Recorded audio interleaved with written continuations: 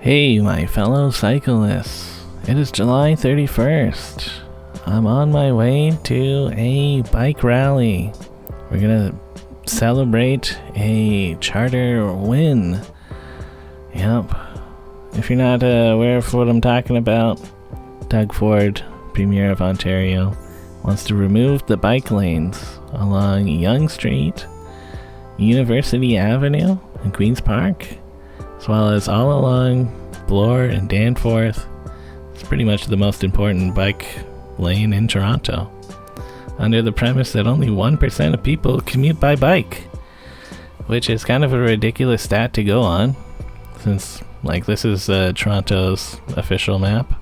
Only downtown is developed at all, so if you're surveying all these people and they don't have bike lanes, of course they don't commute to work on bike lanes or on a bicycle at all. If this is your local street, do you really want to ride a bike on that? No, it's just stupid. There's no bike infrastructure, so people don't bike. So why build more bike infrastructure? Oh, the Urbanity has a good video on these exact bike lanes and the government stance and all that. So you can go do a deep dive, watch that video. So in response to the government's mandate of removing these bike lanes, CycleTO, they've organized a bunch of rallies and stuff. They also did a lawsuit against the government, since removing the bike lanes will impact our charter rights to life, liberty, and security. Ultimately hoping to stall long enough that he could get voted out, but yeah, in Canada we have the right to life, which if you look at our charter rights, you can see it. The right to life is engaged when a law or state action imposes death or increased risk of death, either directly or indirectly. So removing these bike lanes will result in more death in our streets. It's kind of hard to show it in hard data. You can look at the police cyclist collision data, and major injuries fluctuates. Fatalities have been pretty low, even though if you look at something like the bike share Toronto usage, it's been going up by millions every year that we've had bike share Toronto. And yeah, just look for yourself. This is Danforth Avenue, a bit west of Main Street. This is before they had the bike lanes in. The rightmost lane is mostly just used for parking, and then you have this kind of weird sliver that's not really a lane. People didn't drive in this. You're in the door zone. And once they've added in the bike lanes, you still have your parking lane and the one lane that people would actually drive in. But now people can also ride a bike. And you're just not mixing with traffic as often. And also look at this, people are actually using the bike lanes instead of before. I mean, it was in the winter in that before footage, but nobody liked to ride along the Danforth. I did it a couple times and it was not great. But now with the lanes, people use this. So anyways, bringing us back to right now, the courts have decided that it's unconstitutional to remove these bike lanes. Not only is it the provincial government trying to meddle with our local government, it's just dumb. They're not even gonna solve the issue that they're trying to do, or they say they're trying to solve congestion, but it's not gonna do that. It's just gonna be the same as it was.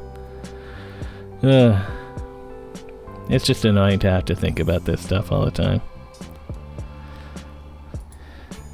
Anyways, back to what I'm actually doing, joining the Victory Rally Ride. I rode over to Queen's Park thinking that that's where I was going to start. I didn't really put too much thought in the address in the bottom of that picture. But I guess they're meeting up in some little parkette, and then they're going to ride up along University. So I went down. There's about 15 cops, which is a little bit weird, but whatever.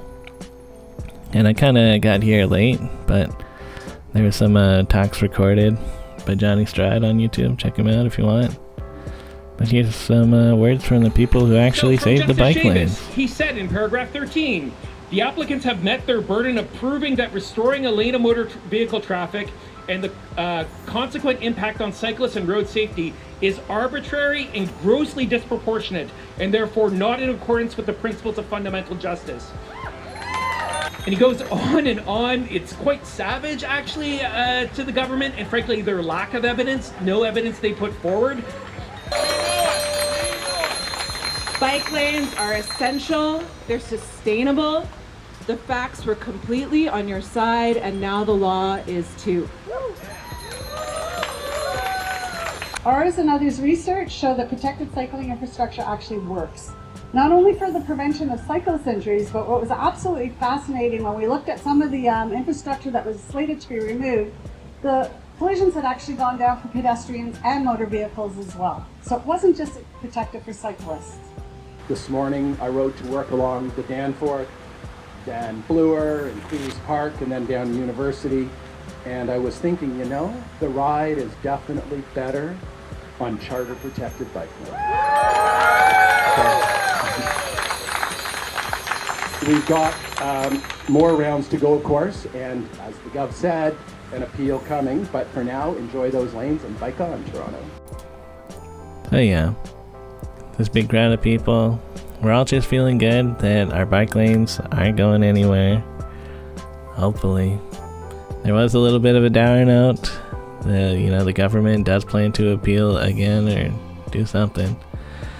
To me, it ultimately just feels like fluff. I think Doug Ford is just being like, oh, we're gonna remove these bike lanes, mostly because that's what his voter base probably likes. Whether it actually happens or not probably isn't really that important to him. It's just a thing to say, really. Just like how, cutting down Ontario Place to build a mega spa is just a thing he's saying. Pretty sure he's just gonna build the casino down there. But yeah, for now, it's just about celebrating one victory at a time, I guess. The battle of being able to ride a bike versus depending on a car for your entire life and paying for gas and insurance and license updates, all this bullshit. Part of riding a bike that's just so freeing is that, well, it is practically free. I've found working bikes on the street that people are just throwing away. You don't need a license. You don't need insurance. It's just fun to ride a bike. So here we are enjoying the street. I know some people are going to be like, oh, kind of ironic that you're not using these bike lanes.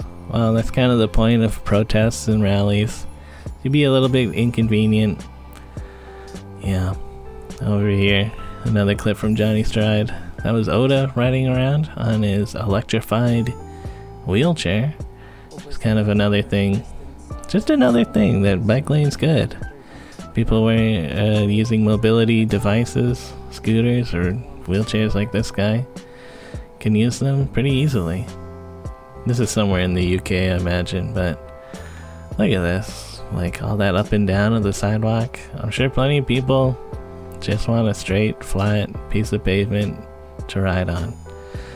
And it makes sense. This is something that's actually illegal in Ontario to, like, you're not supposed to use your mobility devices in the bike lanes, but if they can move about the same speed as the bike and they don't really take up that much more space, honestly, probably less.